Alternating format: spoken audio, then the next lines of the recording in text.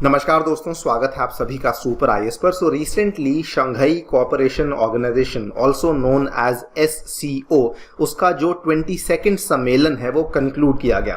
And through this particular summit India has once again shown कि हमारी जो विदेश नीति है वो ना केवल यूनिक है बल्कि अगर हम लोग बात करते हैं आर्ट ऑफ बैलेंसिंग की, अगर हम लोग बात करते हैं स्ट्रेटेजिक ऑटोनॉमी की, तो इंडिया ने इस पर्टिकुलर आर्ट को भी मास्टर कर लिया है। इसकी रिफ्लेक्शंस भी हमें इसी पर्टिकुलर समिट के अंदर देखने को मिली थी।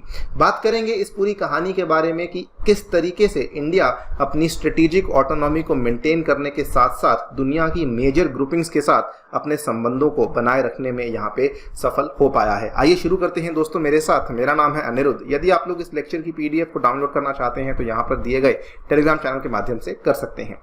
All right, so we will start with regarding what is SCO. So SCO basically इसकी फुल फॉर्म है शंघाई कोऑपरेशन ऑर्गेनाइजेशन। इसकी जब शुरुआत हुई थी उस टाइम पे चाइना के साथ इसमें सेंट्रल एशिया की 4 बड़ी कंट्रीज को इंक्लूड किया गया था। ये बहुत ही पहले की बात है, लेकिन धीरे धीरे इसकी जो मेंबरशिप है इसको बढ़ाया गया, जिसमें आपको देखने में इंडिया और पाकिस्तान मिले थे 2017 में। आप यहाँ पे देख सकते हैं आज की घड़ी में जो इसके फॉर्मल मेंबर्स हैं वो बेसिकली चाइना है, कजाकिस्तान है, किर्गिस्तान है, उसके बाद Russia, Tajikistan, Uzbekistan and India and Pakistan. अगर हम लोग बात करते हैं SCO के जो प्रमुख एजेंडा है वो बेसिकली क्या थे। जब SCO को बनाया गया था तो इस हिसाब से बनाया गया था कि ये सिक्योरिटी से जुड़े हुए मुद्दों के साथ डील करेगी, और इन्होंने कई बार इस चीज को दोहराया था कि हमारा जो मेन पर्पस है, we want to confront terrorism, we want to confront separatism and we want to confront extremism. यानी कि एक तो हम लोग आतंकवाद के खिलाफ बात करेंगे, एक हम लोग कट्टरपंथी के खिलाफ बात करेंगे और एक हम लोग अलगाववाद के खिलाफ भी बातचीत करेंगे। लेकिन SCO का जो एजेंडा है वो पिछले कुछ सालों में काफी बदल गया है। बल्कि रिसेंटली अगर आप देखेंगे इस साल की शुरुआत में जो चाइना के एक बहुत ही पुराने डिप्लोमेट हैं जिनको SCO के सेक्रेटरी जनरल के रूप में अपॉइंट किया गया था, इन्होंने बड़े ही स्पष्ट शब्दों में कहा, बाय द वे इनका नाम है ज़ांग मिंग, इन्होंने बड़े ही स्पष्ट शब्दों में कहा दैट SCO एक ऐसा मंच है that aspires to emerge as a non aligned group to counter NATO. He was very very clear when he said this कि हम लोग एक ऐसा समूह है जो कि नाटो को काउंटर करना चाहते हैं। नाटो आप सभी जानते हैं जिसको कि अमेरिका के द्वारा लीड किया जाता है। और अगर आप देखें अब ईरान भी इस ग्रुपिंग को ज्वाइन कर रहा है। ईरान वैसे ऑलरेडी ज्वाइन कर चुका है, लेकिन जो इसकी फॉर्मल ज्वाइनिंग होगी वो अगले साल 2023 में होगी। जो सम्मेलन भारत में होल्ड किया जाएगा उस सम्मेलन में ईरान को यहाँ पे फॉर्मली ज्वाइन करवाया जाएगा। जब ईरान इसको ज्वाइन कर रहा है यानी कि अब तो क्लियर है कि SCO का जो एजेंडा है और SCO का जो माइंडसेट है वो कंप्लीटली एक एंटी वेस्ट माइंडसेट बन चुका है। लेकिन दोस्तों अगर आप देखें भारत ने SCO को जब ज्वाइन किया था, भारत का माइंडसेट ऐसा बिल्कुल भी नहीं था। इनफैक्ट मैं आपको पहले ही बता दूं कि भारत का माइंडसेट अभी भी ऐसा नहीं है।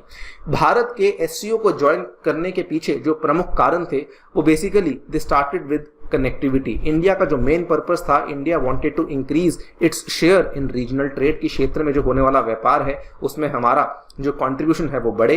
India wanted to counterbalance cross border terrorism laced with religious extremism. India wanted to safeguard its interest in Afghanistan. India wanted to improve connectivity through Iran and Central Asia, और चाइना के साथ अपने संबंधों को बेहतर करने के लिए यहाँ पे भारत के द्वारा SCO की सदस्यता की कोशिश की गई थी। बल्कि अगर आप देखें इस साल के सम्मेलन में भी भारत के प्रधानमंत्री मोदी जी ने वहां पर जाकर के यही कहा कि the Covid pandemic and Ukraine crisis have posed several challenges for supply chains. This has adversely impacted food and energy security of the world. और इन्होंने कहा SCO should ensure that it creates reliable, resilient and diversified supply chains. अभी भी India SCO के माध्यम से केवल connectivity को ही बूस्ट करने की कोशिश कर रहा है।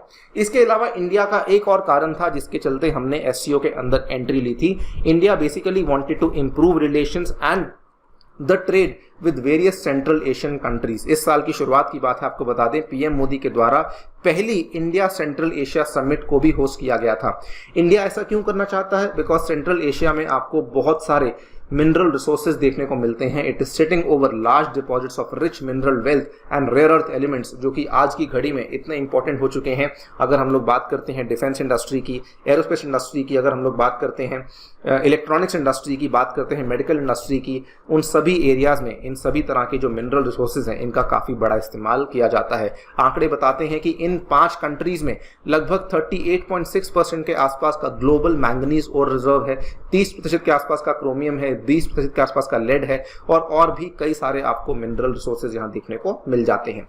इन 2 प्रमुख कारणों के चलते इंडिया के द्वारा एससीओ के अंदर एंट्री ली गई थी। लेकिन आज आप देखिए कि इंडिया एससीओ को इस कदर लीड कर रहा है कि इंडिया ना केवल अगले साल 2023 में एससीओ को होस्ट करने वाला है, बल्कि इंडिया से ही वो पहला ऐसा शहर निकला है जो कि एससीओ का पहला कल्चरल और टूरिज्म कैपिटल भी डिक्लेयर किया गया है। जी हां, प्रधानमंत्री मोदी की जो कॉन्स्टिट्यूएंसी है उत्तर प्रदेश में वाराणसी, वहीं पे ये समिट होगी और उसी को पहला कल्चरल और टूरिज्म कैपिटल भी यहाँ पे बनाया गया है।